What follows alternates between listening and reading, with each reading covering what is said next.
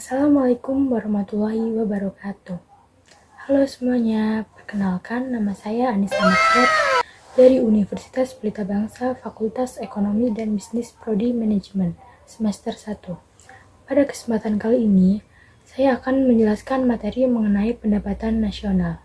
Sebelumnya, perhitungan pendapatan nasional itu penting, karena merupakan suatu gambaran awal tentang seberapa efisien sumber daya yang ada dalam perekonomian suatu negara. Jadi, apa sih itu pendapatan nasional? Pendapatan nasional adalah jumlah perhitungan atau pendapatan yang diterima seluruh masyarakat pada suatu negara dari penyerahan faktor-faktor produksi dalam kurun waktu tertentu. Biasanya, dalam kurun waktu 1 tahun. Jadi, pendapatan nasional memiliki dua metode perhitungan.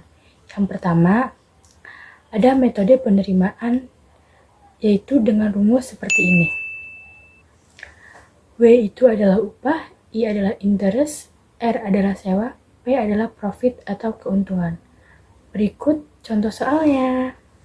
A few moments later. Diketahui pendapatan yang diperoleh masyarakat dalam suatu perekonomian sebagai berikut.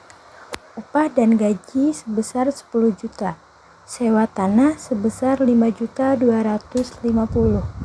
Bunga modal sebesar 4.750. Keuntungan sebesar 12 juta. Tentukan pendapatan nasional menggunakan metode penerimaan. Cara menghitungnya yaitu dengan rumus seperti tadi. Y sama dengan W tambah I tambah R tambah P. Kita masukkan angka-angkanya 10 juta ditambah 5.250 ditambah 4.750 ditambah 12 juta. Hasilnya adalah 32 juta. Jadi pendapatan yang diperoleh masyarakat dalam suatu perekonomian adalah sebesar 32 juta. Yang kedua, ada perhitungan pendapatan dengan metode pengeluaran. Nah, metode pengeluaran ini dengan rumus C adalah konsumsi, I adalah investasi, G pengeluaran pemerintah, X min M adalah ekspor dan impor. Berikut contoh soalnya. One eternity later. Diketahui pengeluaran konsumsi 6 juta, menyewa tanah 5 juta, ekspor 10 juta, impor 3 juta, keuntungan 15 juta, pengeluaran pemerintah 2 juta. Berapa besarnya pendapatan nasional jika dihitung dengan pendekatan pengeluaran? Kita pakai rumus yang tadi, yaitu Y sama dengan C tambah I tambah G tambah X min M. Kita masukkan angka-angkanya 6 juta ditambah 15 juta ditambah 2 juta ditambah 10 juta dikurang 3 juta, hasilnya adalah 30 juta. Konsep pendapatan nasional.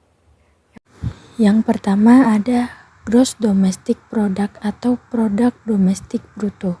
Produk domestik bruto ini dihitung dengan cara menjumlahkan hasil produksi suatu perekonomian tanpa memperhatikan siapa pemilik faktor produksi tersebut. Rumus dari gross domestic product seperti ini. Selanjutnya ada gross national product atau produk nasional bruto. Di sini perhitungannya itu mengkoreksi dengan mengkurangkan nilai produksi yang dihasilkan faktor produksi yang berasal dari luar perekonomian. Rumusnya seperti ini. Ketiga ada net national product atau produk nasional neto. Memproduksi barang dan jasa pastinya dibutuhkan barang modal. Inilah sebabnya sektor perusahaan harus melakukan investasi. Tujuannya untuk mengganti barang modal yang sudah usang dan menambah stok barang modal yang sudah ada.